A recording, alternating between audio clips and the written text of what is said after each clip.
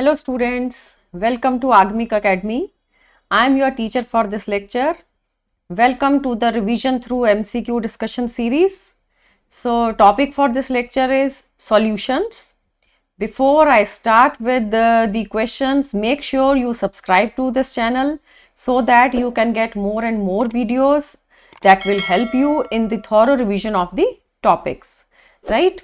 So in previous lecture, we have taken up various concentration terms, then some concept on Henry's law, ideal and non-ideal solutions under the Raoult's law heading, then what were the conditions in which ideal solution is made, what are the conditions in which non-ideal is made, various examples of positive and negative deviations. Now in this lecture we will be discussing the topic of azeotrope. Then we will come to various colligative properties and their definitions, their numerical problems. After that, questions related to Van 't Hoff factor. So all the concepts we will be revising through these MCQs. Let's start with the question number 11th. 10 questions were discussed in the previous lecture. So question on our screen is, an azeotropic solution of two liquids has boiling point. Azeotrope has boiling point less than either component. It means that it shows negative deviation from Raoult's law, or no deviation, or positive deviation, or it is saturated. So before we can understand the meaning of the question, we have to learn about azeotropes. Graph is given in the note on azeotrope. Before understanding the graph, we have to come to the definition of azeotrope. I'll come to the graph later. Azeotrope बेटा होता है constant boiling mixture. ये 3 words के अंदर आप इसका meaning explain कर सकते हो. Constant boiling mixture. 2 लिक्विड्स हैं जैसे कि A प्लस B. हम उनको सिंपल डिस्टिलेशन से सेपरेट करते हैं. ये आप अपनी 9th 10th से पढ़ते आ रहे हो. Through distillation process separation is carried out, right. अब हमारे पास क्या सिचुएशन है कि अगर 2 लिक्विड्स का बॉइलिंग पॉइंट बहुत ही कम हो, सिंपल डिस्टिलेशन से के लिए 30 to 40 डिग्री का बॉइलिंग पॉइंट डिफरेंस होना चाहिए. बट अगर बॉइलिंग पॉइंट डिफरेंस कम है, जैसे कि 5 डिग्री 4 डिग्री, बस इतना ही है, फिर आप फ्रैक्शनल डिस्टिलेशन करते हो. बट एजियोट्रॉप के केस में क्या है, ये एक अलग सिचुएशन है. एजियोट्रॉप में बेटा A and B at a particular composition, मतलब कुछ परसेंट आपने x परसेंट A डाल दिया, y% आपने B डाल दिया, सॉल्यूशन बना दिया, और इस परसेंटेज के ऊपर इन्होंने एक स्ट्रॉन्ग बॉन्ड बना लिया आपस में. वो एक ऐसा बॉन्ड है जो कि सेपरेट ही नहीं हो रहा, वो बॉन्ड ब्रेक ही नहीं हो रहा. तो जब बॉन्ड A और B का ब्रेक नहीं होगा तो फिर A का सेपरेट होना, B का सेपरेट होना कैसे पॉसिबल है. दोनों का ना बॉइलिंग पॉइंट ही सेम हो जाता है. कांस्टेंट बॉइलिंग मिक्सचर, मतलब पहले समझ लो A का बॉइलिंग पॉइंट था 30, B का बॉइलिंग पॉइंट था 50. अब अगर एजियोट्रॉप बन गया तो दोनों का ही बॉइलिंग पॉइंट 55 हो चुका है. 55 डिग्री एजियोट्रॉप का बॉइलिंग पॉइंट है, तो फिर ये सेपरेट नहीं हो सकते. आप हीट करोगे 30 डिग्री तक, A इवेपोरेट ही नहीं होगा, A बॉयल ही नहीं होगा. 50 पे B बॉयल नहीं हो रहा, दोनों के दोनों जाके 55 पे बॉयल होते हैं. तो अब ये आपकी समझ लो राउंड बॉटम फ्लास्क है, उसमें तुमने A प्लस B डाल दिया और A प्लस B ने एजियोट्रॉप बना दिया, मतलब स्ट्रॉन्ग बॉन्ड बन गया उनके अंदर. तो आप अपना पूरा डिस्टिलेशन का प्रोसेस करते हो, यहाँ कंडेंसर लगाते हो, ऊपर थर्मोमीटर लगाते हो, यहाँ पे कलेक्ट करते हो रिसीवर के अंदर, राइट. 1 सेकेंड. रिसीवर में जब हम कलेक्ट करते हैं तो हम एक्सपेक्ट करते हैं कि जिसका बॉइलिंग पॉइंट कम है वो पहले आ जाएगा. ऐसा तो नहीं होना, क्योंकि एजियोट्रॉप बन चुका है. एजियोट्रॉप बनने का मतलब यहाँ पे A प्लस B दोनों ही आ जाएंगे. आपने पूरा डिस्टिलेशन प्रोसेस किया बट उसका कोई फायदा नहीं हुआ, क्योंकि सेपरेशन तो हुई नहीं. प्रोसेस हो गया, A प्लस B रिएक्टेंट था, A प्लस B प्रोडक्ट आ गया. यहाँ आपने थर्मोमीटर अटैच किया होता है जिससे कि आप टेम्परेचर को रीड कर सको. सो कोई फायदा नहीं हुआ प्रोसेस का. इट मीन्स सेपरेशन नहीं हुई. अब आप ग्राफ पे आओ. देखो ग्राफ में आपको दिख रहा है कि ये जो लिक्विड की कर्व है वो अलग है और वेपर की कर्व अलग है। ये देखो जहां पे मैंने रेड कलर से टिक लगाया, लिखा भी हुआ है लिक्विड, और ये वेपर की कर्व है, राइट। राइट पे भी लिक्विड और वेपर की कर्व अलग अलग है। बट सी पॉइंट पे देखिए, सी पॉइंट एक ऐसा पॉइंट है जहां पे लिक्विड और वेपर का कंपोजिशन सेम हो जाता है। जब कंपोजिशन सेम हो जाएगा तो सेपरेट कैसे करेंगे? ठीक है, तो हम इसको वर्ड्स में लिख देते हैं। This is the behaviour of azeotrope, right. C point जो है वो एजियोट्रॉप को इंडिकेट कर रहा है। अब आप एक लिक्विड सॉल्यूशन लो एक्स कंपोजिशन का, जब आप डिस्टिलेशन कैरी आउट करोगे तो डिस्टिलेट का कंपोजिशन x1 बन जाएगा। आप जानते हो कि जिसका बॉइलिंग पॉइंट कम है वो पहले बॉयल होता है। कौन हमारे कंपोनेंट्स ए और बी में से कौन है जो पहले बॉयल होगा? आंसर है बी। ग्राफ में दिख रहा है बी का boiling point is lower than A. As a result B is more volatile, B के वेपर्स पहले बनेंगे, बी बॉयल भी पहले होगा। तो जो तुम्हारा मिक्सचर था वो एक्स कंपोजिशन का था, बट उसके बाद डिस्टिलेशन जैसे जैसे प्रोसीड होती है, vapour phase is more rich in more volatile component. Vapour phase में बी ज्यादा आएगा, तो मतलब distillate is going towards B. But B की तो बाद में आएगा, उससे पहले सी पॉइंट दिख रहा है। सी पॉइंट एक प्रॉब्लम है, सी पॉइंट पे लिक्विड एंड वेपर का कॉम्पोजिशन सेम हो जाता है, राइट। इसी तरह आप कोई कंपोनेंट, कोई सोल्यूशन वाई कंपोजिशन का भी देख लो। अब वाई को जब हम बॉयल करते हैं हमें लगता है कि अब डिस्टिलेट ए की तरफ जाएगा, लेफ्ट पे आएगा, रादर वो सी की तरफ जाता है, क्योंकि सी के अंदर प्रॉब्लम क्या है, हम लिख सकते हैं यहां C has same composition of liquid as well as vapor. It has same composition of liquid as well as vapor. दोनों का composition सेम हो गया, तो इस वजह से सेपरेशन पॉसिबल नहीं है। अब क्वेश्चन पढ़ो। क्वेश्चन ने कहा है कि azeotrope has boiling point lower than the either component. Azeotrope का बॉइलिंग पॉइंट कम है, तो कैन आई से लो बॉइलिंग पॉइंट। यहां से मैं क्वेश्चन का बेटा सॉल्यूशन स्टार्ट कर रही हूं, इससे पहले तो हम एजियोट्रॉप का मीनिंग ही पढ़ रहे थे। सो सॉल्यूशन यहां से स्टार्ट होता है। Low boiling point means more vapour pressure. Boiling point कम कब होता है? जब ज्यादा वेपर्स बनते हैं। More vapour pressure, more vapour pressure का मतलब क्या हुआ? पॉजिटिव डिविएशन है, positive deviation. More vapour pressure means A और बी के अंदर बॉन्ड नहीं बन रहा, they are showing positive deviation from Raoult's law. So A B interaction is weaker than A and B B interaction. As a result question के ऊपर आते हैं, जब भी एजियोट्रॉप का बॉइलिंग पॉइंट दोनों से कम होगा उसका मतलब क्या निकलता है कि there is a positive deviation. Hence your answer is C option, right. तो बिफोर आई मूव फर्दर, आप ये पॉइंट दोबारा से देख लो कि बॉइलिंग पॉइंट, हम इसको हाईलाइट करते हैं। लो बॉइलिंग पॉइंट का मतलब है पॉजिटिव डिविएशन। इसी तरह ऑन द अदर हैंड हम ये लिख सकते हैं कि अगर boiling point of azeotrope, boiling point of azeotrope is high, then there will be negative deviation. Boiling point high का मतलब है कि वेपर्स नहीं बन रहे, इसलिए बॉयल ज्यादा करना पड़ रहा है। As a result there will be there will be negative deviation. Got it? और बॉइलिंग पॉइंट जो हाई होता है वो ए और बी दोनों से हाई हो जाता है, ये भी हम मेंशन कर देते हैं। Boiling point of azeotrope in negative deviation is higher than the either component. A से भी high और B से भी high. It will be higher than the either component.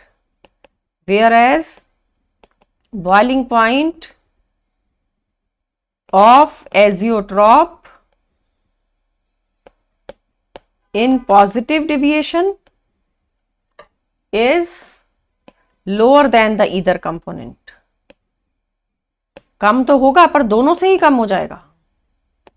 आपको ग्राफ के ऊपर मैं दिखा भी दूं तो एक बारी ग्राफ पे वापस आते हैं। ग्राफ पे देखो, ये बेटा बॉइलिंग पॉइंट शो किया हुआ है ए का, ये बॉइलिंग पॉइंट शो किया हुआ है बी का। सी पॉइंट को देखो, सी है ना एजियोट्रॉप, सी पॉइंट का बॉइलिंग पॉइंट है जो वो ये टी से दिखा रहे हैं। T is the boiling point of C, right. तो एजियोट्रॉप का बॉइलिंग पॉइंट ग्राफ से भी दिख रहा है ना कि ए से भी कम है और बी से भी कम है। Got it. सो एजियोट्रॉप एक इंपॉर्टेंट कॉन्सेप्ट है। इसके अंदर लास्ट में मैंने जाके 2 कंक्लूजन लिखे हैं, वो याद होने चाहिए। कौन कौन से 2 कंक्लूजन लिखे हैं कि एजियोट्रॉप तो दोनों केसेस में बनेगा, नेगेटिव डिविएशन में भी और पॉजिटिव डिविएशन में भी। तो नेगेटिव डिविएशन में बॉइलिंग पॉइंट हाई हो जाएगा, पॉजिटिव डिविएशन में बॉइलिंग पॉइंट लो हो जाएगा, और ए से भी हाई बी से भी हाई। ऐसे जब लो होना है तो ए से भी लो बी से भी low. So coming to question number 12, this question is again on azeotrope. The question says azeotropic mixture of HCl and water. आपको HCl और water का azeotropic mixture दिया है। It will be formed at 40% HCl और 22.2% और 36% और 20.2%। तो बेटा ये मेमोरी बेस्ड क्वेश्चन है कि कितने परसेंट पे एजियोट्रॉप बनता है। पर्टिकुलरली मेडिकल एंट्रेंस में ऐसा मेडिकल मेमोरी बेस्ड क्वेश्चन काफ़ी बार आता है, राइट। तो बात यह है कि HCl और वाटर को अगर हम 90% HCl लेते हैं, 10% वाटर लेते हैं, सोल्यूशन बना देते हैं, then it is not a problem, it is not an azeotrope. Azeotrope तो किसी एक पर्टिकुलर कंपोजिशन पे बनना है, वो किस पे बनना है वो आपको लर्न करना है। फॉर वेरियस एग्जाम्पल, HCl और वाटर का कब बनेगा, अल्कोहल वाटर का, HNO3 वाटर का, वो हमें लर्न करना होता है। तो ये टेबल आपको दिया है हेल्प के लिए, ऑप्शंस पे बाद में टिक करेंगे, पहले टेबल देखो। टेबल में HCl and water is given, nitric acid water is given. कौन कौन सी वैल्यूज हमें टेबल में गिवन है? एक एजियोट्रॉप दिया नाइट्रिक एसिड वाटर का, एक दे रखा है बेटा एसिटिक एसिड वाटर, एक दे रखा है क्लोरोफॉर्म एंड एसीटोन, फिर दे रखा है HCl and water, right. 4 azeotrope हैं, इनमें से कुछ तो पॉजिटिव डिविएशन शो करेंगे, कुछ नेगेटिव शो करेंगे। और HCl वाटर में keep in mind for HCl, if it is 20.2% HCl and remaining water, HCl ये और दूसरा कंपोनेंट वाटर, ये जब कॉम्बिनेशन में हम सोल्यूशन क्रिएट कर देंगे तो एजियोट्रॉप बनता है। कहने का मतलब ये हो गया 79.8%, दिस कॉम्बिनेशन इज एजियोट्रॉप। तो ये एग्जाम्पल टू एग्जाम्पल हमें लर्न करना होता है। एज ए रिजल्ट हमारा आंसर बनता है डी ऑप्शन, ठीक है। तो डी पार्ट आपका आंसर है। अब आप टेबल को देखो, टेबल में हमें क्या क्या शो किया हुआ है। First is nitric acid water. कब एजियोट्रॉप बनेगा नाइट्रिक एसिड और वाटर का? जब नाइट्रिक एसिड 68% होगा। दिख रहा है 68% नाइट्रिक एसिड पे एजियोट्रॉप बनता है, बाकी remaining 32% is water. Acetic acid और पिरिडीन का एजियोट्रॉप कब बनेगा? जब 65% पिरिडीन है, remaining will be acetic acid. इसके अलावा कोई और कॉम्बिनेशन में अगर मिक्सचर बनाओगे तो एजियोट्रॉप नहीं बनेगा। क्लोरोफॉर्म एंड एसीटोन, 80% अगर आपके पास क्लोरोफॉर्म है एंड रिमेनिंग 20% एसीटोन है तो बेटा हाइड्रोजन बॉन्ड क्रिएट होता है। हाइड्रोजन बॉन्ड का जो कॉन्सिक्वेंस निकलेगा कि एजियोट्रॉप बन गया। एजियोट्रॉप बनने से फिर वो सेपरेशन डिफिकल्ट है, वो ना तो सिंपल डिस्टिलेशन से सेपरेट होंगे ना ही वो फ्रैक्शनल डिस्टिलेशन से सेपरेट होंगे, वो जाके एक अनदर टाइप ऑफ डिस्टिलेशन होती है जिसको एजियोट्रॉपिक डिस्टिलेशन कहते हैं। एजियोट्रॉपिक डिस्टिलेशन में आपको तीसरा कंपोनेंट कोई डालना पड़ता है, वो जो थर्ड कंपोनेंट डाला है वो आके ए और बी की इंटरेक्शन को ब्रेक करता है, तब जाके सेपरेशन होती है। एनीवे एजियोट्रॉपिक डिस्टिलेशन आपके सिलेबस में नहीं है।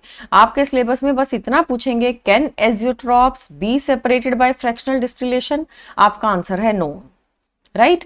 और HCl वाटर कब बनता है? 79.8% वाटर एंड रिमेनिंग 22.2% HCl पे जाके एजियोट्रॉप बनेगा। Got it. तो अब देखो एक बात और हमने पहले पीछे वाले क्वेश्चन में भी देखा था कि अगर पॉजिटिव डिविएशन है तो नाइट्रिक एसिड का एग्जाम्पल नहीं आएगा, फिर HNO3 वाटर का एग्जाम्पल आएगा। कीप इन माइंड, देखो हम लिख भी देते हैं, कोई भी एसिड हो HNO3 या HCl ये एजियोट्रॉप कब बनाएंगे? Acid and water is the situation of negative deviation. इसमें HCl HNO3 दोनों आ जाएंगे। और एसिड एंड बेस मिक्स कर दिए जाएं कभी, जैसे कि यहाँ एस्टिक एसिड एंड पिरिडीन का एग्जाम्पल दे रखा है टेबल में। एसिड बेस मिक्स करोगे तो भी negative deviation from Raoult's law.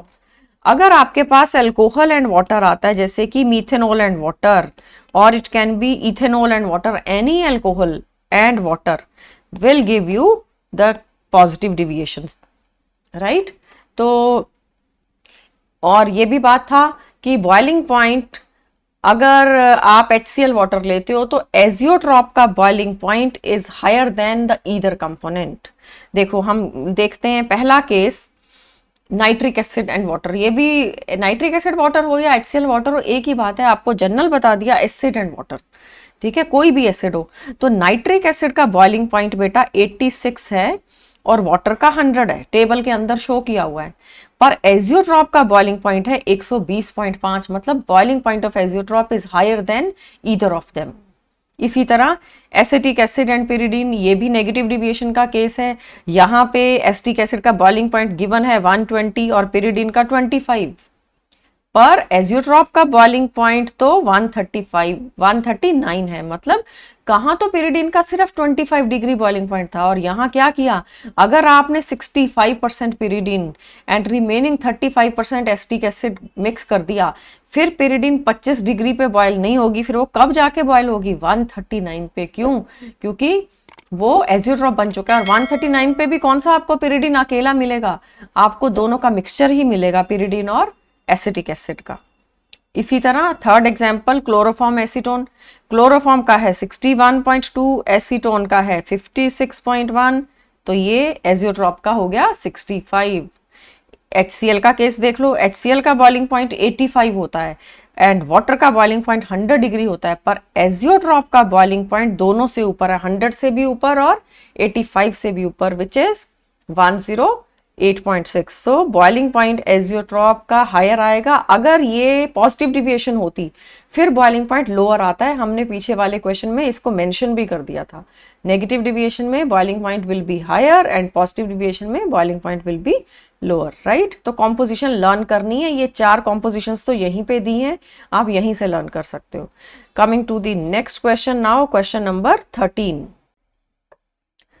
Question क्या है? Colligative properties depend on. Colligative property किस किस के ऊपर डिपेंड करती है? Options are relative number of solute molecules in the solution and nature of solvent, या relative number of solute in solvent and nature of solute, और relative number of solute and nature दोनों का, या relative number of solute and irrespective of the nature। देखो main बात, colligative property का definition क्या है? Colligative property is the property which depends upon the number of, इसके ऊपर डिपेंड करती है नंबर ऑफ सॉल्यूट पार्टिकल्स। कहने का मतलब सॉल्यूट पार्टिकल्स की कॉन्सेंट्रेशन के ऊपर डिपेंड करती है। कॉन्सेंट्रेशन पे डिपेंड करेगी, नेचर पे डिपेंड नहीं करती। It is irrespective of the nature. आपने बीकर के अंदर यूरिया डाल दिया या शुगर डाल दी या सुक्रोज, ग्लूकोज, कोई फर्क नहीं है। Nature is not affecting the colligative property. ये डिपेंड करता है कितना डाला है, 1 मोलर शुगर सोल्यूशन बनाया या 2 मोलर या 3 molar, right. So number of solute particles के ऊपर डिपेंड करेगी, पर नेचर पे डिपेंड नहीं करेगी। This is the definition. So आपके क्वेश्चन का आंसर बनता है D option. Clear? Coming to question 14, you are given 18 gram of glucose. It is added to 178.2 gram of water. The vapor pressure of water is to be calculated at the temperature of 100 degree. 100 degree मतलब कि water का boiling point है, ठीक है। तो ये relative lowering of vapour pressure से related question है। जे नोट जो दिया है उसकी हेल्प से पहले कॉन्सेप्ट समझो, फिर हम क्वेश्चन पे आएंगे। Relative lowering of vapour pressure में आपको पता है सॉल्यूशन का वेपर प्रेशर बेटा सॉल्वेंट से कम होता है, it is less than that of solvent. कब कम होता है? अगर नॉन वोलाटाइल सोल्यूट ऐड किया हो, जैसे कि हमने शुगर ऐड की, let's say water and sugar they are mixed, sugar solution बना दिया आपने। शुगर सोल्यूशन में आप जानते हो कि शुगर नॉन वोलाटाइल है, शुगर तो इवेपोरेट नहीं होगी।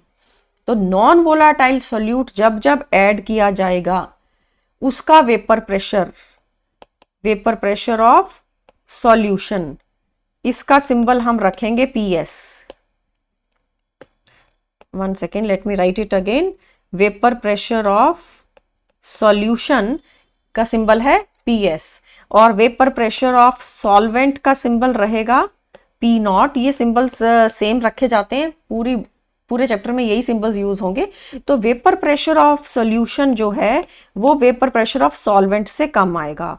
कम क्यों आएगा? क्योंकि शुगर आपने जो डाली है, शुगर भी तो आके सरफेस के ऊपर बैठेगी, ये सिचुएशन बनती है। ये आपके पास बीकर के अंदर वाटर है और बीच बीच में शुगर आएगी, शुगर का मॉलिक्यूल भी सरफेस पे आएगा और इवेपोरेशन तो सरफेस से होनी है। तो शुगर ने तो इवेपोरेट होना नहीं, शुगर तो सेंटर में भी है, सरफेस पे भी है। एज अ रिजल्ट वाटर को कम स्पेस मिलती है सरफेस पे, तो वाटर इवेपोरेट नहीं हो पाता। वाटर कम इवेपोरेट होता है तो वेपर कम बनते हैं, वेपर कम बनते हैं तो वेपर प्रेशर कम हो जाता है। एज अ रिजल्ट हमारा आंसर बनता है कि vapour pressure of solution is less than vapour pressure of solvent. ये जो PS माइनस P0 है, इसको बेटा क्या कहा जाता है? This is called as lowering in vapour pressure. And और अगर रेशो ले लो ओरिजिनल से, एक मिनट, P0 लिखना था ना पहले, P0 माइनस PS लिखना था। ओरिजिनल इज P0, सोल्यूशन का कम। अब इस लोअरिंग का अगर हम ओरिजिनल वैल्यू से रेशो ले लें, then it is called as relative lowering in vapor pressure।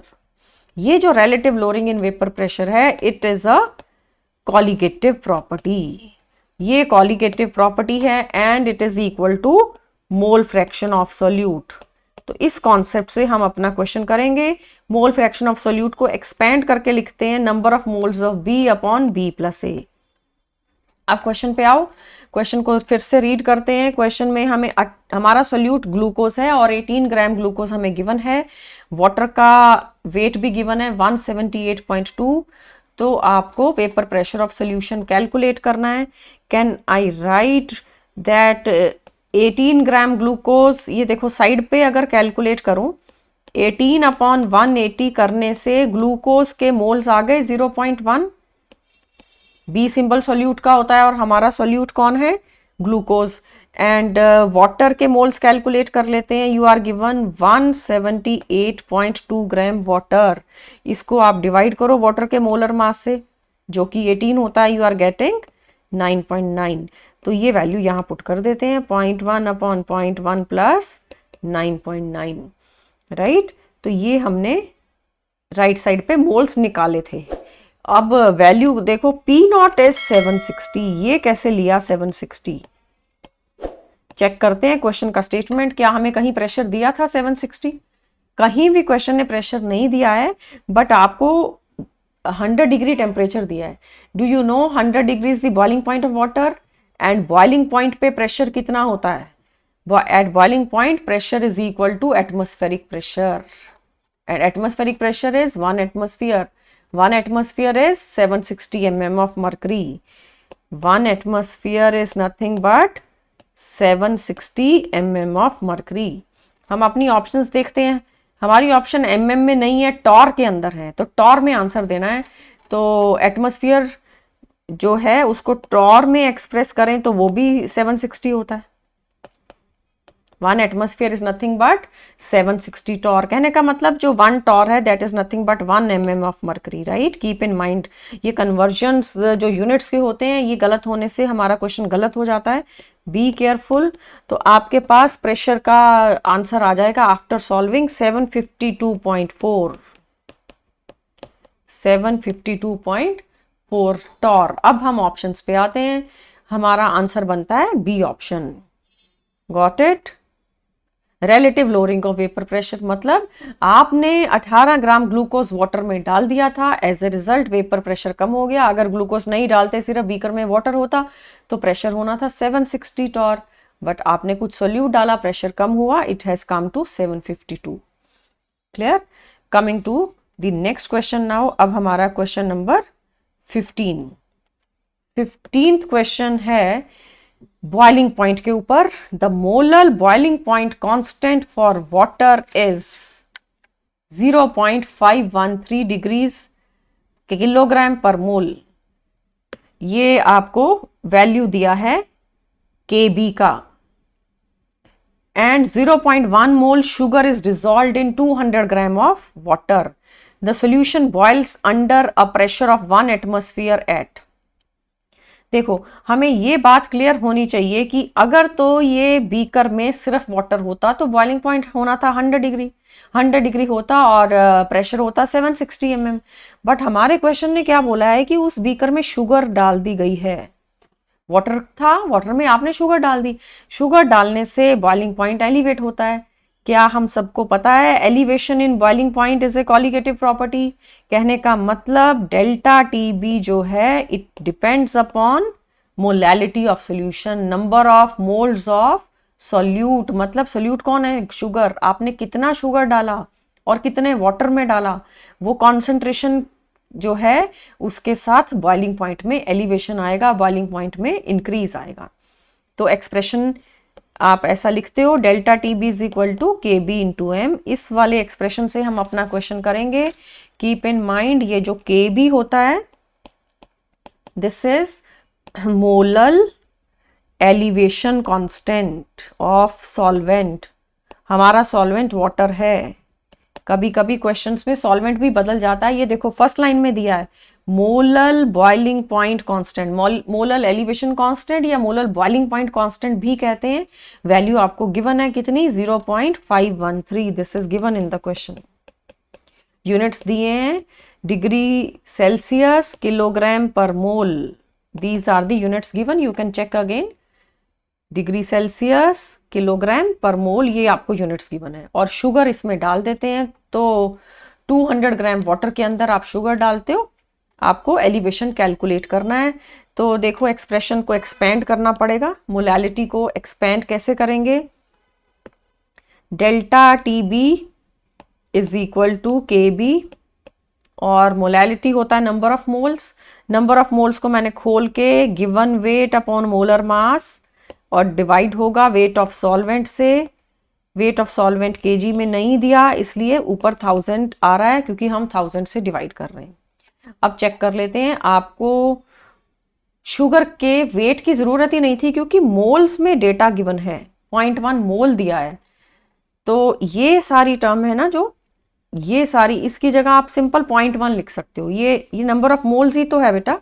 Delta T B is equal to K B into number of moles into 1000 divided by weight of solvent. Clear? तो ये बना के B का value 0.513 and question के अंदर moles कितने दिए हैं? 0.1। आपके पास वेट ऑफ सॉल्वेंट कितना गिवन है? 200 ग्राम। क्वेश्चन की स्टेटमेंट में दोबारा चेक करो, 200 ग्राम वाटर गिवन है, 200 gram is written here. Clear? तो हम एलिवेशन अब कैलकुलेट कर देंगे। This will come out to be, इसमें वेंटो फैक्टर तो 1 लेना है, शुगर है ना। I is equal to 1 for sugar. Sugar will not undergo any association or dissociation. तो मैंने फॉर्मूला में तो I लिखा ही नहीं क्योंकि उसका वैल्यू 1 है। जब जब शुगर का क्वेश्चन आएगा, ग्लूकोज का आएगा, सुक्रोज का आएगा, I का कोई प्रॉब्लम नहीं है। सो आफ्टर सॉल्विंग ये आता है 0.256 डिग्री सेल्सियस। ये एलिवेशन आ गया। This is elevation and boiling point निकालना था ना। बॉइलिंग पॉइंट ऑफ सॉल्यूशन का सिंबल क्या लेंगे हम? TB prime. This is the boiling point of solution end TB किसका है? बॉइलिंग पॉइंट ऑफ सॉल्वेंट का। क्लियर?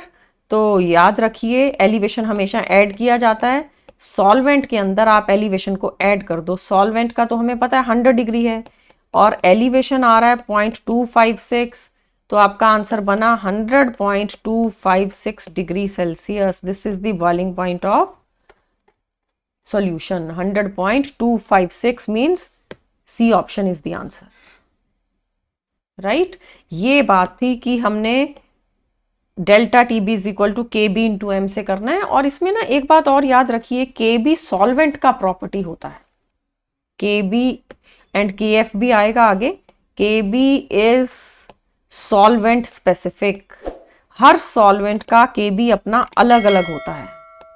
के बी की वैल्यू सॉल्वेंट पे डिपेंड करती है और आप इस तरह से कैलकुलेट भी कर सकते हो। K B is equal to M R T B square upon 1000 into delta H vaporisation. यहां से ये एक्सप्रेशन हमें याद होना चाहिए, कभी कभी इसके ऊपर भी न्यूमेरिकल आता है। एम क्या चीज है? Molar mass of solvent. M is molar mass of solvent. R तो जो गैस कांस्टेंट की वैल्यू होती है वही सॉल्यूशन कांस्टेंट की value. And T B is boiling point of solvent. ये केल्विन में लेना है, जैसे कि वाटर का 100 डिग्री नहीं लिख देना, 373 लेना है। हम मेंशन कर देते हैं 373 केल्विन लिया जाता है। Delta H vaporisation, this is heat of vaporisation. मतलब आपका जो भी सॉल्वेंट है उसके 1 मोल को वेपराइज करने में कितनी हीट देनी पड़ेगी, that is called delta H vaporisation. तो ये सारी वैल्यूज पुट करने के बाद आपके पास केबी का वैल्यू आएगा और वाटर का केबी 0.52 जनरली लिया जाता है। एंड हमारे को क्वेश्चन में तो गिवन ही था 0.52 की जगह 0.513 था। Whatever is given that has to be taken, right. Coming to the next question, question number 16. Which solvent would show the largest depression in freezing point when 1 mole of non-volatile solute is dissolved in it? 1 mole non-volatile solute डालते हैं तो आप बताओ largest depression in freezing point कब आएगा? freezing point तो depress होगा, कोई भी सोल्यूट डालो नॉन वोलाटाइल सोल्यूट। तो वाटर ऑप्शंस हैं, वाटर के अंदर लार्जेस्ट डिप्रेशन आता है या कैम्फर में या नेफ्थलीन में या बेंजीन में। तो कैसे हम आंसर करेंगे? सेम सोल्यूट डाला है, जो भी सोल्यूट तुमने डाला है उसका 1 मोल ही डाला है। अब सॉल्वेंट अलग अलग है, मतलब कि तुमने 4 बीकर ले लिए, एक बारी आपने शुगर डाल दी वाटर में, अगली बारी कैम्फर में डाल दी, फिर नेफ्थलीन में और फिर बेंजीन में। किस केस में ज्यादा डिप्रेशन आएगा, कैसे कैलकुलेट होगा? तो बेटा इस क्वेश्चन को करने से पहले हम ये पढ़ते हैं रास्ट मेथड। रास्ट मेथड की हेल्प से क्वेश्चन करेंगे। रास्ट मेथड ये है कि जो भी सॉल्वेंट का KF हाई है वो बेस्ट सॉल्वेंट होता है, क्योंकि KF हाई होगा तो डेल्टा TF हाई आएगा। ये देखो एक्सप्रेशन क्या है, हमारा इक्वेशन होता है delta TF is equal to KF into m. ठीक है, तो अगर आपके सॉल्वेंट का KF हाई है तो ऑटोमेटिकली डेल्टा TF हाई आएगा। M को तो तुम हाई ज्यादा नहीं कर सकते। अगर मैं मोलैरिटी बढ़ा दूं, इफ मोलैरिटी इज हाई मतलब कि तुमने कॉन्सनट्रेटेड सोल्यूशन ले लिया। इफ मोलैरिटी इज हाई मतलब कॉन्सनट्रेटेड सोल्यूशन। कॉन्सनट्रेटेड सोल्यूशन के केस में तो फिर गलत रिजल्ट्स आते हैं। कॉन्सनट्रेटेड सोल्यूशन है तो एसोसिएशन का प्रॉब्लम बढ़ जाएगा, डिसोसिएशन का प्रॉब्लम बढ़ जाएगा। एज ए रिजल्ट हम चाहते हैं कि सारी क्वालिटेटिव प्रॉपर्टीज में डाइल्यूट सोल्यूशन रखा जाए। डाइल्यूट मतलब मोलैलिटी कम होनी चाहिए। बट डेल्टा TF को हाई कैसे करें फिर, वरना डेल्टा TF तो बहुत ही छोटा मैग्नीट्यूड आता है, जैसे कि डेसिमल्स में आता है, 0.01, 0.02, इतना कम आता है कि थर्मोमीटर उसको मेजर भी नहीं कर सकता। तो साइंटिस्ट रास्ट ने कैसे हेल्प किया, उसने कहा कि आप अगर कैम्फर यूज करोगे, उसका KF बहुत हाई है, तो अपने आप से फिर डेल्टा TF हाई आ जाएगा। डेल्टा TF हाई आएगा और फिर ऑर्डिनरी थर्मोमीटर से भी आप इसको मेजर कर सकते हो। हमारा डेल्टा TF अगर 1 डिग्री 2 डिग्री आ जाए तो ऑर्डिनरी थर्मोमीटर भी मेजर कर लेगा। वरना तो रूटीन में अगर कैम्फर नहीं लेते हैं, सिंपल कोई और सॉल्वेंट लेते हैं, तो डेसिमल्स में डिप्रेशन आता है। डेसिमल में डिप्रेशन आता है तो रेगुलर थर्मोमीटर उसको मेजर भी नहीं कर सकता, उसके लिए स्पेशल थर्मोमीटर यूज करना पड़ता है which is called as Beckmann's thermometer. तो रास्ट मेथड क्या है कि आप ऐसे कंपाउंड्स जो कि ऑर्गेनिक हैं जैसे कि नेफ्थलीन, एंथ्रासिन, ये कंपाउंड्स ना कैम्फर में सॉल्युबल हैं। अगर तुम्हें इनका मोलर मास निकालना है तो camphor should be taken as a solvent because camphor has high KF. High KF होगा तो डेल्टा टीएफ हाई आएगा। हाई आने से फायदा क्या होगा कि हमारा ऑर्डिनरी थर्मोमीटर भी उसको मेजर कर लेगा। अब देखो ऑप्शंस में एक तो वाटर है और ये कैम्फर का तो 40 वैल्यू है, नेफ्थलीन का 6.8 है। नेफ्थलीन अगर सॉल्वेंट बनाओ तो 6.8 वैल्यू है। बेंजीन को सॉल्वेंट बनाए अपने एक्सपेरिमेंट में तो 5.2 वैल्यू है। तो highest value is of camphor, therefore the best solvent आप कैम्फर लो, उससे depression in freezing point will be largest. We can mention here with camphor delta TF will be largest। सबसे हाई कैम्फर के अंदर delta TF आएगा because it has high KF। Clear? Coming to the question number 17 now. Next question, which of the following 0.1 molar aqua solution will have the lowest freezing point? Lowest freezing point ढूंढना है। अब aqua solution है, सारे solutions में solvent तो अब बेटा water ही है, but the options are you are given potassium sulphate, sodium chloride, urea and glucose. देखो पहले हम एक्सप्रेशन लिखते हैं डेल्टा टीएफ का। Delta TF is I into K F into M.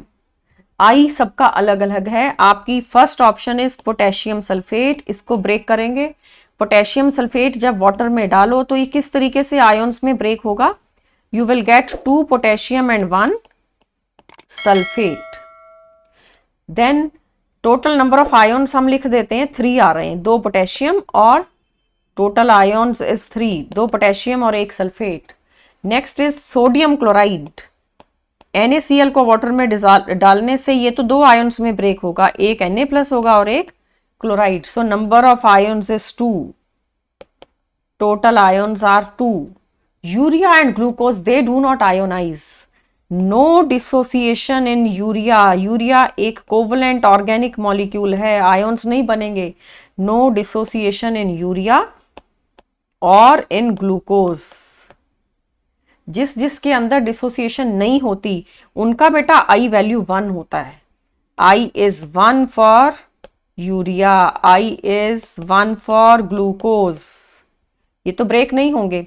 और हमने क्या लिया था ए ऑप्शन में पोटेशियम सल्फेट, उसका के हमारे K2SO4 का जो आई था वो 3 आया था। मैंने आपको 3 आयंस में ब्रेक भी करके दिखाया।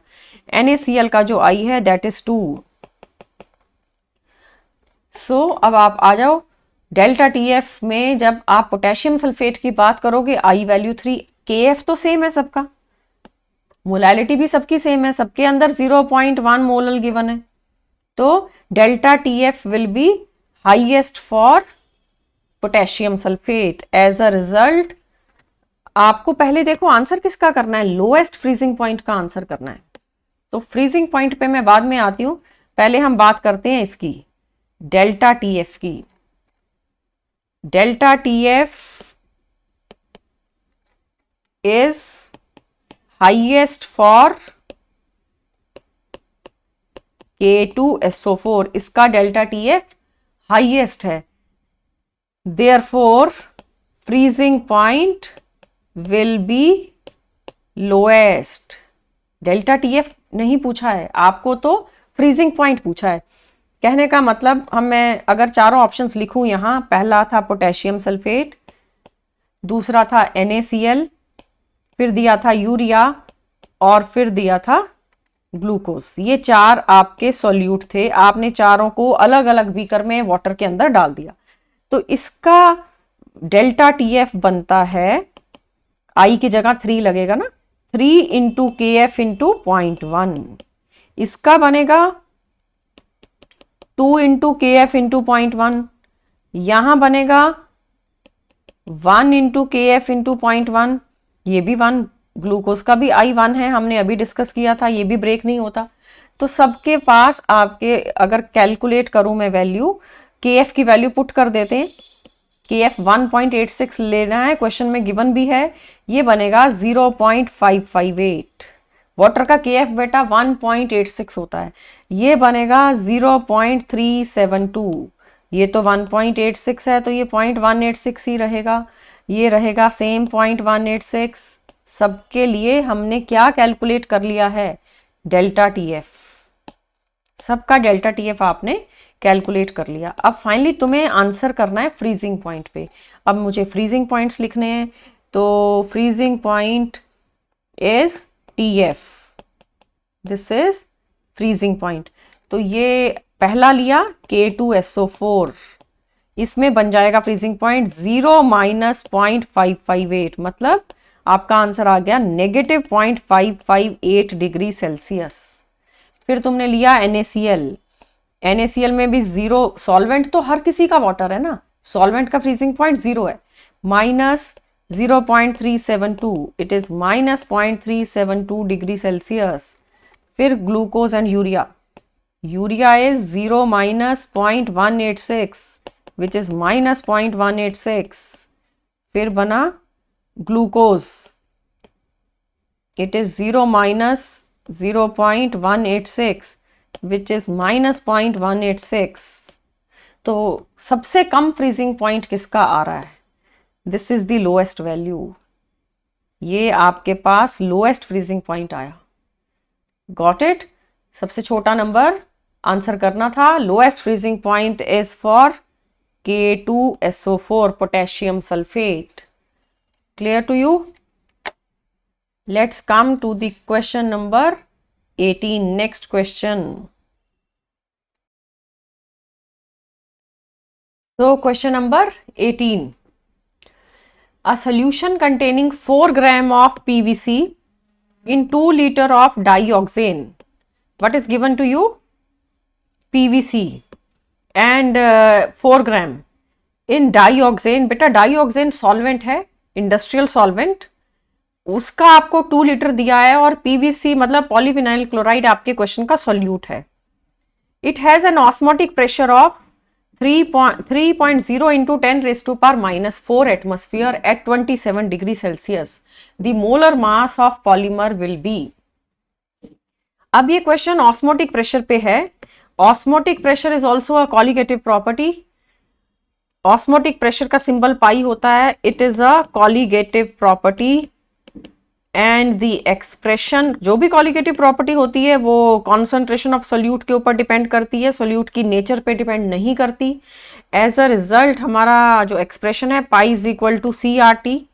वेंटॉफ फैक्टर मैंने नहीं लिखा क्योंकि ये ऑर्गेनिक मॉलिक्यूल है ना, सोल्यूट कौन है, PVC, ये तो ब्रेक नहीं होगा, ना ही एसोसिएट होता है ना ही ये डिसोसिएट होता है, तो I इज 1, I को कंसिडर करने की जरूरत नहीं है ऐसे मॉलिक्यूल्स के लिए।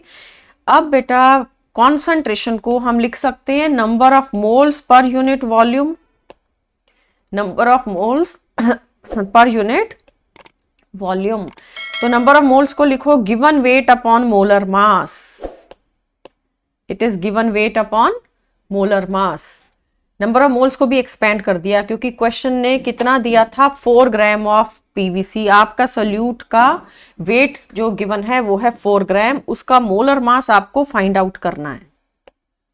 वॉल्यूम कितना दिया है क्वेश्चन में देखते हैं, 2 लीटर। ये देखो मोलर मास फाइंड आउट करना है पॉलीमर का, पॉलीमर मतलब ये PVC, और वॉल्यूम कितना है 2 लीटर्स, और ये हम प्रेशर में पुट करेंगे। ऑस्मोटिक प्रेशर की जगह पुट कितना करेंगे, 3 into 10 raised to power minus 4।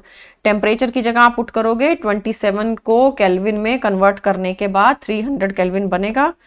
Let's come to the R value. R का value, R is solution constant which is equal to 0.0821। जब जब प्रेशर एटमॉस्फेयर में और टेम्परेचर केल्विन में और वॉल्यूम लीटर्स में होगा तो ये वैल्यू R का यूज होगा। 27 की जगह हमने कर दिया 300 kelvin. Volume given to you was 2 litres. कितना वॉल्यूम गिवन था, 2 litres. As a result pi की वैल्यू लेफ्ट पे हम डालते हैं 3 into 10 raise to power -4. So you will get molar mass equal to, after calculation it will come 1.6 into 10 raised to power 5. 1.6 into 10 raised to power 5 मतलब कि B option आपके question का answer है। This is the question on osmotic pressure. So all qualitative properties have been taken up. आपने relative lowering का question किया, फिर आपने एलिवेशन इन बॉइलिंग पॉइंट का और depression in freezing point, and इसी तरह से osmotic pressure. One another question on depression in freezing point. This question is question number 19. Ethylene glycol is used as antifreeze in cold climate. It is used as antifreeze in cold climate. Mass of ethylene glycol which should be added to 4 kg of water to prevent it from freezing at -6 degrees will be, Kf is given. Glycol आपके question का solute है, उसका molar mass भी given है, कितना 62. तो देखो बेटा, पहले एंटी फ्रीज का कॉन्सेप्ट समझते हैं, फिर क्वेश्चन सॉल्व करेंगे। कॉन्सेप्ट के लिए आप नोट जो लिखा है उसकी हेल्प लो।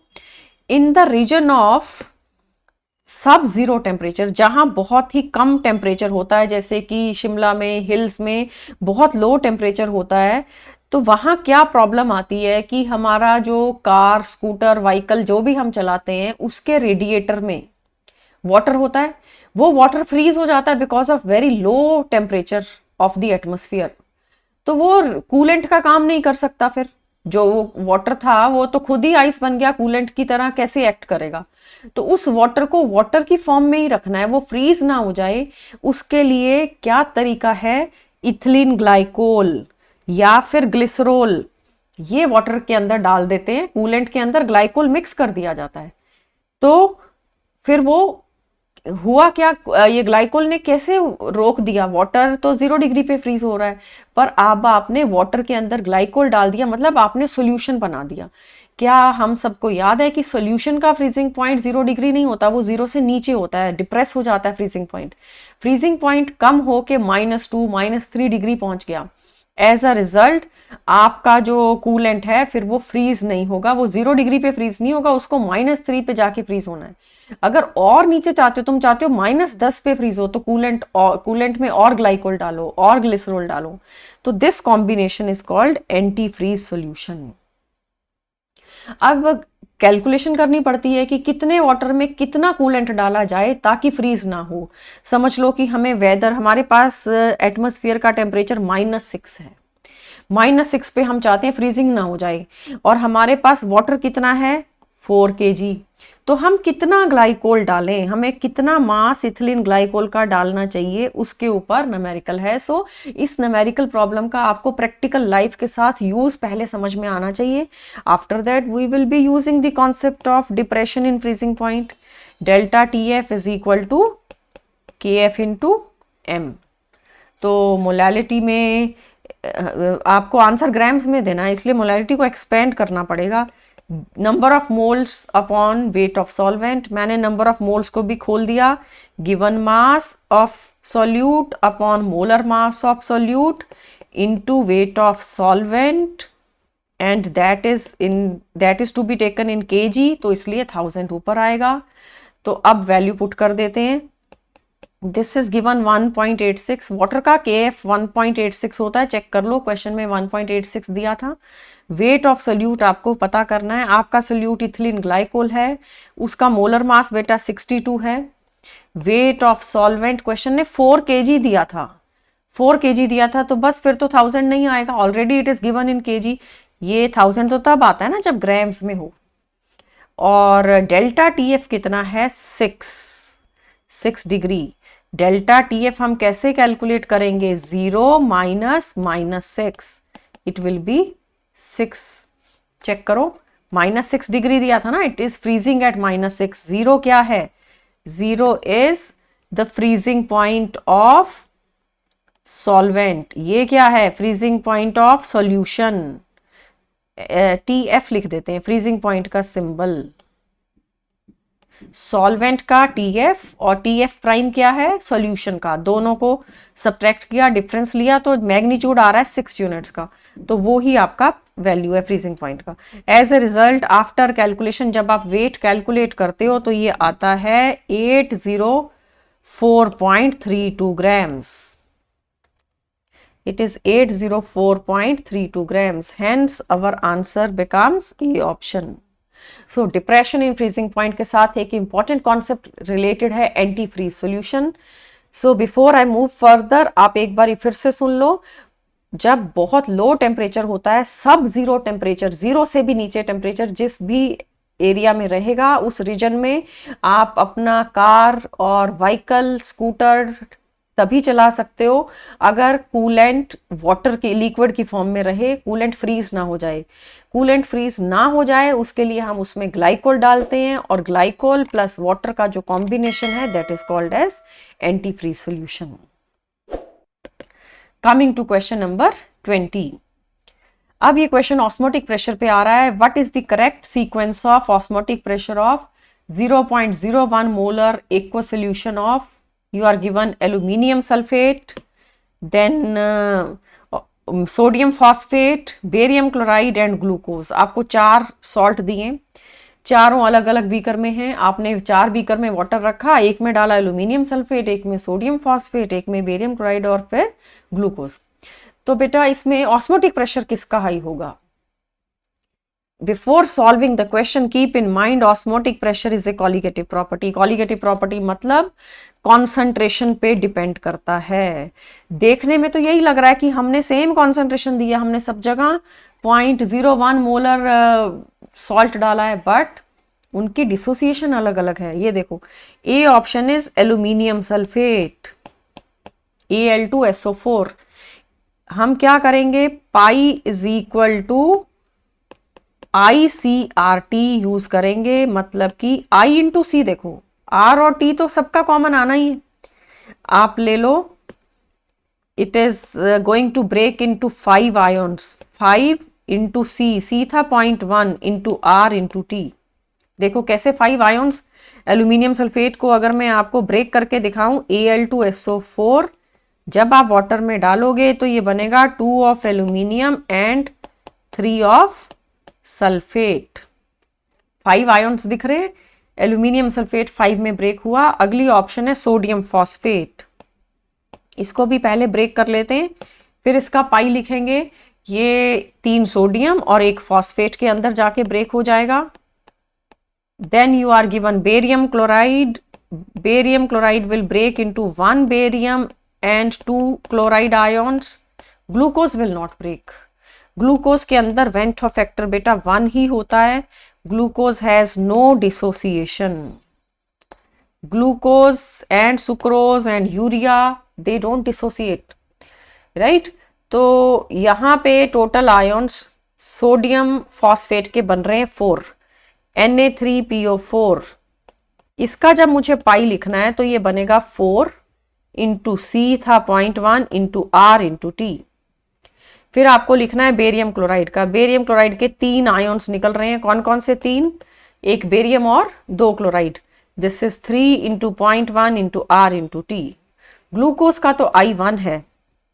In glucose you will write it is 1 into 0.1 into R into T। तो सबसे हाई वैल्यू किसकी है देखते हैं, अब कंपेयर करते हैं। This is 0.5 and the next one is 0.4, then 0.3, then 0.1।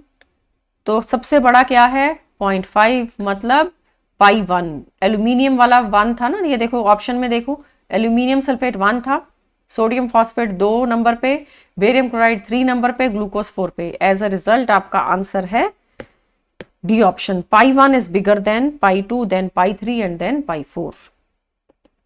Coming to the next question. ये क्वेश्चन अब आ रहा है वेंट ऑफ फैक्टर के ऊपर। सारी कॉलिगेटिव प्रॉपर्टीज पे किस तरह के क्वेश्चन आएंगे आपने देख लिया। उसके बाद आता है van't of factor. If alpha is the degree of dissociation of sodium sulphate, then the van't of factor I used for calculating the molar mass is.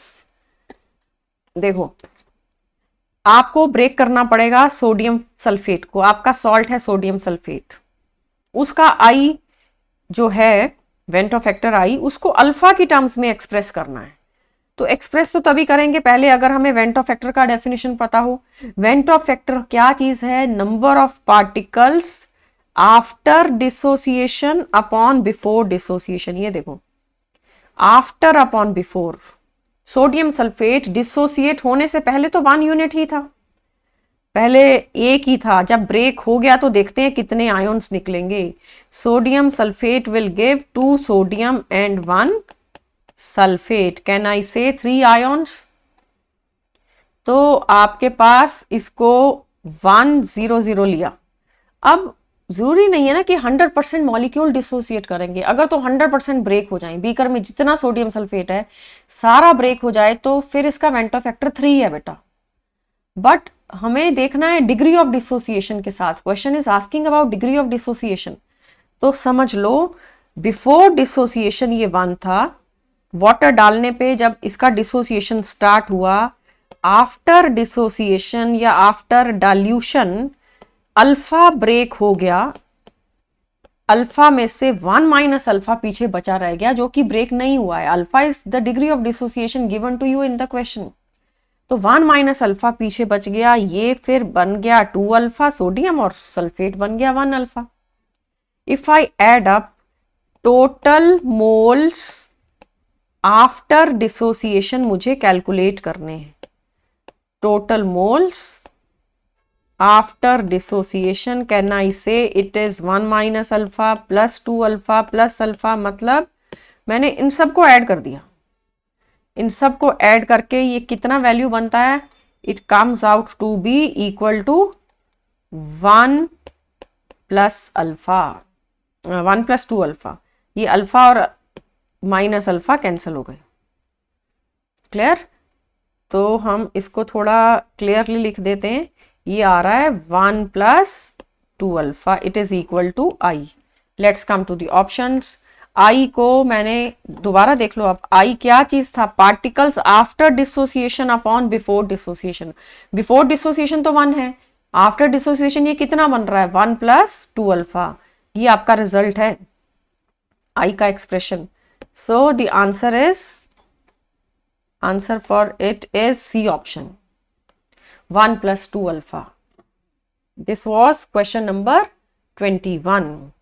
Coming to question 22.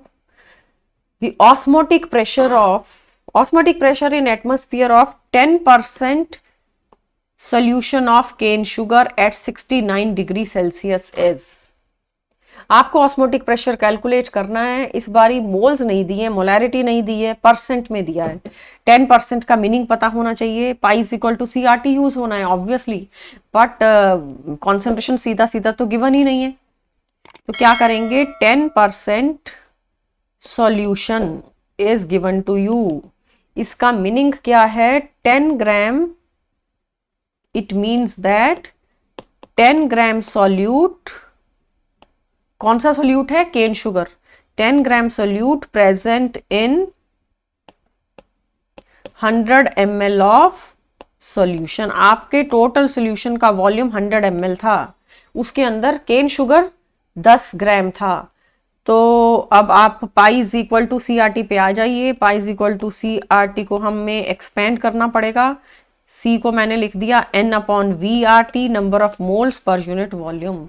Number of moles को given weight upon molar mass, denominator में volume भी रहेगा, R into T in the numerator. Weight of solute is 10। Molar mass cane sugar का 342 होता है। Cane sugar is sucrose, sucrose का molar mass 342 and 100 ml solution था आपके पास। Side पे लिखते हैं 100 ml मीन्स 0.1 लीटर, 1000 से डिवाइड कर दिया, वॉल्यूम लीटर्स में आ गया 0.1 लीटर्स। R का value 0.0821 and the temperature in the experiment was given to be 69 degree. 69 है ना, ये देखो साइड पे हम इसका केल्विन बनाते हैं। आई कैन राइट हेयर, इधर लिख देते हैं बेटा 69 डिग्री में 273 ऐड करो, तो ये बन जाएगा 342 केल्विन, राइट। तो substitute the value now, 342 temperature है। आफ्टर कैलकुलेशन जब आप पाई कैलकुलेट करोगे 342 तो कैंसिल ही हो जाएगा, ये आ जाना है 8.21 and the value is in atmosphere, 8.21 atmosphere. Coming to the options, 8.21 का मतलब है हमारा आंसर है C option. Got it. Question 23, again this question is on colligative property. The ratio of colligative property of an equimolar solution of NaCl to that of glucose is, NaCl and glucose का colligative property का ratio लेना है। देखो colligative property कोई भी आप major करो, जरूरी नहीं है कि ऑस्मोटिक प्रेशर या कोई और, चारों में से कोई भी, एलिवेशन इन बॉइलिंग पॉइंट या आप depression in freezing point measure करते हो, तो जो वैल्यू NaCl की आएगी वो डबल होगी एज कंपेयर टू ग्लूकोज, क्योंकि आपने इक्विमोलर लिखा है। इक्विमोलर सोल्यूशन मतलब दोनों सोल्यूशन का मोलैरिटी मान लिया तुमने, 1 मोलर NaCl लिया, 1 मोलर ग्लूकोज लिया, क्वेश्चन ने इक्विमोलर दिया था। अब आपने कोई भी कॉलिगेटिव प्रॉपर्टी कैलकुलेट करी तो वो तो डिपेंड करती है कॉन्सेंट्रेशन पे और साथ साथ में वेंटो फैक्टर पे, I इंटू सी पे डिपेंड करती है। I फॉर NaCl तो 2 लेना है एंड I फॉर ग्लूकोज आपको 1 लेना है। तो C चाहे सेम है, ये 2 ये 1 और लेट से 1 मोलर है दोनों, C इज 1 मोलर, तो क्या वैल्यू आती है? Are you getting 2/1? Hence the answer is the ratio of colligative property of NaCl as compare to glucose will be 2 मतलब बी ऑप्शन आपका answer.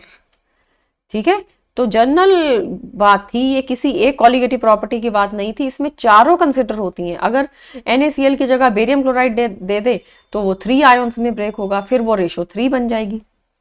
Question number 24, the molecular weight of benzoic acid in benzene as determined by depression in freezing point method corresponds to. देखो ये एक समझने का important concept है, benzoic acid का molar mass क्या डाइमराइजेशन से आएगा या ट्राइमराइजेशन से, या बेंजोइक एसिड आयोनाइज होगा। तो हमें क्या करना है, देखो बेटा बेंजोइक एसिड को डिसॉल्व किस में कर रहे हैं, पहले ये देखो, benzoic acid in benzene, all carboxylic acids they undergo dimerizations in organic solvents. Keep in mind carboxylic acid को आप वाटर में नहीं डाल रहे, अगर एसिटिक एसिड वाटर में डालो तो एसिटेट अलग H+ अलग, वाटर में तो आयोनाइजेशन होती है, but carboxylic acids in organic solvents, in the organic solvents they undergo dimerization। Organic solvent में जाके ये डाइमराइज हो जाते हैं, जैसे कि आपके पास दिया है RC double bond OOH, this is given to you, right. इसको मैंने डाइमराइजेशन के लिए 2 बारी लिख दिया, डाइमराइजेशन शो करना है ना, ये हमने 2 बारी कार्बोक्सिलिक एसिड लिखा। अब हाइड्रोजन बॉन्ड बनेगा, इंटरमॉलिक्यूलर H बॉन्डिंग से ये 2 कार्बोक्सिलिक एसिड जुड़ जाएंगे और ये डाइमर बन जाएगा। डाइमर बनने से क्या प्रॉब्लम आएगी हमारी कॉलिगेटिव प्रॉपर्टी पे? कॉलिगेटिव प्रॉपर्टी डिपेंड करती है नंबर ऑफ पार्टिकल्स या नंबर ऑफ सोल्यूट पार्टिकल्स, और नंबर ऑफ पार्टिकल्स तो आधा हो गया। आपके बीकर में अगर 10 बेंजोइक एसिड या एसिटिक एसिड के 10 मॉलिक्यूल हैं तो 5 रह गए, क्योंकि 2-2 के यूनिट में वो जुड़ गए, उन्होंने डाइमर बना दिया। तो नंबर ऑफ पार्टिकल्स अगर रिड्यूस हुआ तो फिर कॉलिगेटिव प्रॉपर्टी का जो रिजल्ट है वो भी कम हो जाएगा। Colligative property result will be reduced, ठीक है। और अगर ट्राइमराइजेशन होता तो भी रिड्यूस होना था, फिर तो और भी कम हो जाता। तो हमारे क्वेश्चन ने क्या पूछा है कि डाइमराइजेशन है या ट्राइमराइजेशन या सॉल्वेशन, आंसर इज डाइमराइजेशन। सो ये मेमोरी बेस्ड क्वेश्चन था कि कार्बोक्सिलिक एसिड्स में डाइमर बनता है। जैसे सल्फर है, 8 सल्फर के एटम जुड़ जाते हैं, उसमें ऑक्टामर बनता है। किसी में फॉस्फोरस होगा तो 4 जुड़ेंगे तो वो टेट्रामर बनता है। तो ये हमें अपना एग्जाम्पल टू एग्जाम्पल लर्न करना पड़ता है, राइट। तो कार्बोक्सिलिक एसिड का डाइमराइजेशन इंपॉर्टेंट है। जब ऑर्गेनिक केमिस्ट्री पढ़ेंगे वहां पे भी ये आएगा। कार्बोक्सिलिक एसिड का बॉइलिंग पॉइंट हाई हो जाता है क्योंकि 2-2 के यूनिट में वो जुड़ जाते हैं, डाइमर बन जाता है। So coming to the next question, molecular weight of NaCl determined by studying the freezing point depression of its 0.5% aqueous solution is 30. The apparent degree of dissociation of NaCl is, degree of dissociation और degree of association दोनों पता होने चाहिए। पहले concept revise करेंगे फिर हम question करते हैं। तो देखिए, degree of dissociation alpha, degree of association भी बेटा अल्फा। तो alpha is equal to I-1 upon N-1 is given. उधर alpha is equal to association में I-1 अपॉन 1 अपॉन N-1, ये फर्क होता है। पहले डिसोसिएशन की बात करते हैं। लेट्स से NaCl ही ले लेते हैं हम एग्जाम्पल में। NaCl जब ब्रेक होगा Na+ एंड क्लोराइड बनेगा। इन द बिगनिंग 1 मोल था, वाटर डाला, आपने सॉल्यूशन बनाया, अल्फा मॉलिक्यूल्स ब्रेक हुए। सारे के सारे ब्रेक नहीं हुए, लेट्स से अल्फा ब्रेक होते हैं। तो पीछे कितने बच गए? 1 minus alpha.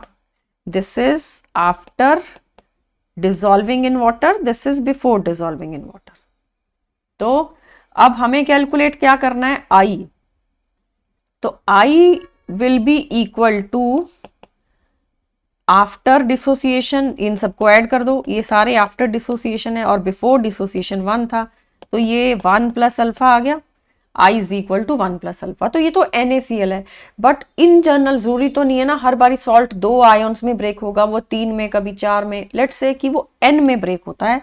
You have some salt breaking into N ions, तो फिर आपको N की टर्म्स में लिखना है। ये पहले 1 था, फिर ये 1 माइनस अल्फा रह गया, ये N अल्फा बन गया। This is N alpha. तो I क्या लिखा जाएगा? आफ्टर डिसोसिएशन सबको ऐड कर दो। मैंने इन सबको ऐड किया बेटा, ये सारे बीकर में बचे हुए हैं। Got it? तो I can be written as 1 minus alpha plus N alpha upon 1 number of particles after dissociation divided by before dissociation. तो इस एक्सप्रेशन को अगर आप सॉल्व करो, सिंप्लीफाई करो, तो आप यहां तक पहुंच सकते हो, alpha is equal to I-1 upon N-1। Clear? तो वेंट ऑफ फैक्टर और तरीकों से भी निकलता है इस क्वेश्चन में। अब देखो, क्वेश्चन में कहीं सीधा सीधा वेंट ऑफ फैक्टर गिवन नहीं है। आप डिग्री ऑफ डिसोसिएशन कैसे निकालोगे? ये एक्सप्रेशन हम यूज करेंगे, पर हमें तो वेंट ऑफ फैक्टर दिया ही नहीं। क्या करेंगे? वेंट ऑफ फैक्टर हम मॉलिक्यूलर मास से निकालेंगे। Now I am starting the solution for this question. ठीक है, अब आपने डिग्री ऑफ डिसोसिएशन का कॉन्सेप्ट तो समझ लिया। क्वेश्चन का सॉल्यूशन देखो। सॉल्यूशन क्या है? Van't of factor I can also be calculated by molar mass, normal molar mass upon abnormal molar mass. Normal मतलब जो हम फॉर्मूले से कैलकुलेट करते हैं, एबनॉर्मल का क्या मतलब है? जो एक्सपेरिमेंट से आता है। क्वेश्चन के ऊपर आओ। आपको दिया गया है molar mass of NaCl by studying the freezing point depression is coming out to be 30। कितना दिया है? 30। नॉर्मल तो इसका 58.5 होता है और एक्सपेरिमेंट कुछ गलत रिजल्ट शो कर रहा है, इसलिए 30 आ रहा है। तो कैन आई से दिस रेशियो इज I? ये बेटा 1.95 आ गया। I is 1.95। बस अब आप अल्फा कैलकुलेट करो, रिलेशन ले लो। Alpha is equal to I-1 upon N-1। N क्या है? N होता है कितने आयोन्स में ब्रेक हो रहा है NaCl। NaCl ब्रेक हो रहा है 2 आयोन्स में, एक सोडियम और एक chloride. Can I calculate the value of alpha? तो ये बेटा अल्फा की वैल्यू आ जाती है 0.95। 0.95 देखते हैं ऑप्शंस में है 0.95 is written in A option. A option आपका आंसर। इस तरह डिग्री ऑफ एसोसिएशन भी हम थोड़ा डिस्कस कर लें। ये क्वेश्चन तो डिसोसिएशन पे था। डिग्री ऑफ एसोसिएशन भी आपको छोटी सी डेरिवेशन पता होनी चाहिए। डायरेक्ट डेरिवेशन भी एग्जाम में आती है और न्यूमेरिकल प्रॉब्लम भी आ सकता है। देखो जैसे एस्टिक एसिड में डाइमर बनता है तो किसी में ट्राइमर बनता है। लेट्स से n मॉलिक्यूल्स जुड़ गए। अगर ट्राइमर है तो 3a लिखना है, अगर टेट्रामर है तो 4a लिखना है। Let's say n are joining, तो n अगर जुड़ेंगे तो बिगनिंग में ये 1 था, एसोसिएशन के बाद ये 1 माइनस अल्फा रह गया। This is before association, this is after association. ये अल्फा अपॉन n हो गया, 1 माइनस अल्फा बचा था। 1 माइनस अल्फा वो मॉलिक्यूल्स हैं जो एसोसिएट नहीं हुए, और जो जुड़ गए वो तो अल्फा अपॉन n बन जाएंगे। As a result I will be number of particles after association divided by before association। after association मैंने सबको ऐड कर दिया है, they are after association। Divide किससे कर रहे हैं? बिफोर एसोसिएशन से। तो ये एक्सप्रेशन सिंप्लीफाई करने के बाद आप क्रॉस मल्टीप्लाई करो, you will get ni is equal to n minus n alpha plus alpha. Hence you can come to the conclusion alpha is equal to I minus 1 upon n minus 1। आप verify कर सकते हो, ठीक है। Dimer अगर बनता है तो n को 2 लेना, ट्राइमर बनेगा तो 3 लेना, और if it is tetramer then n is 4। In this way association dissociation को लेके हमारा चैप्टर कंप्लीट होता है। So that is all about this chapter. All the concepts have been taken through these questions. In the next video, we will be coming up to the NCERT exemplar problems, right? So NCERT exemplar problems are some theoretical and some numericals, again related to all the colligative properties. Till then, you keep practicing and make sure you subscribe to the channel so that you can get more videos for more clarity of the concept, right? Thank you and bye bye.